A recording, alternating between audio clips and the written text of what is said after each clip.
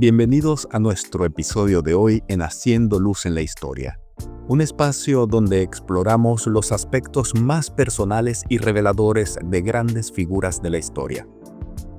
Hoy hablaremos de uno de los filósofos más influyentes de la modernidad, Immanuel Kant.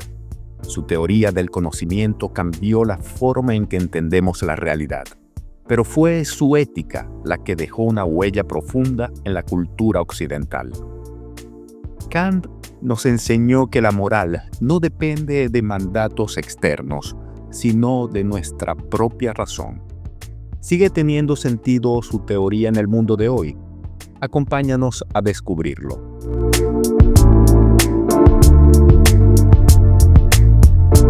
A finales del siglo XVIII, Kant revolucionó la filosofía con su idea del imperativo categórico, un principio moral basado en la autonomía de la razón. Según él, los seres humanos no debían obedecer reglas impuestas por autoridades externas, sino actuar de acuerdo con principios que pudieran convertirse en leyes universales. Un ejemplo claro de esto es su famosa formulación: actúa de tal modo que puedas querer que la máxima que guía tu acción pueda convertirse en ley universal. Es decir, antes de hacer algo, pregúntate, ¿qué pasaría si todos actuaran de la misma manera? Otra de sus formulaciones fundamentales es: trata siempre a los hombres como fines en sí mismos y nunca como medios o instrumentos para conseguir otras cosas. Este principio fue tan influyente que más de un siglo después, a principios del siglo XX, la ética kantiana todavía se enseñaba en las escuelas alemanas y se consideraba una referencia para la moral pública. Pero, ¿qué significa realmente este imperativo y qué consecuencias tiene en la vida cotidiana?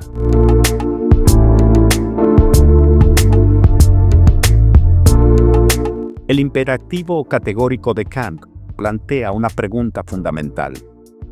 ¿Actuamos verdaderamente por convicción o por conveniencia? Si aplicamos su idea a situaciones reales, nos damos cuenta de su impacto.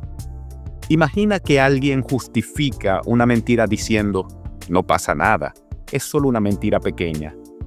Pero si todas las personas mintieran sin remordimientos, la confianza en la sociedad colapsaría.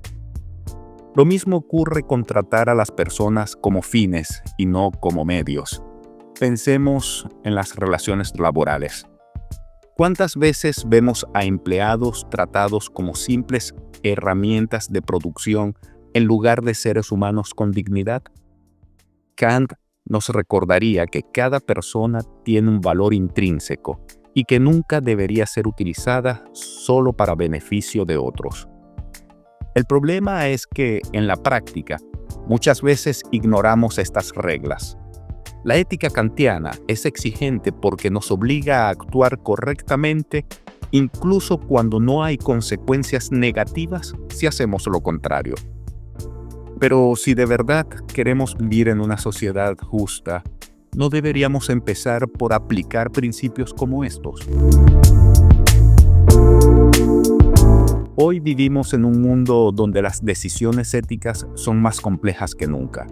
La tecnología, la economía y la política nos ponen constantemente en situaciones donde podemos elegir entre el beneficio personal y el bien colectivo. Las redes sociales, por ejemplo, nos permiten compartir información en segundos, pero también nos enfrentan a un dilema moral. ¿Qué pasa si difundimos noticias falsas solo porque nos conviene? ¿Qué pasaría si todos actuaran igual? En el ámbito laboral, cada vez es más común que se exija eficiencia extrema sin importar el bienestar de los trabajadores. Pero, según Kant, nadie debería ser tratado como un simple instrumento. Su filosofía nos recuerda que la ética no es cuestión de normas impuestas desde afuera, sino de responsabilidad personal. Y aunque han pasado más de 200 años, su mensaje sigue siendo esencial. Nuestras acciones deben poder sostenerse como principios universales. Y con esto terminamos nuestro episodio de hoy en Haciendo Luz en la Historia. La próxima vez que tengas que tomar una decisión difícil, pregúntate, ¿qué pasaría si todos hicieran lo mismo?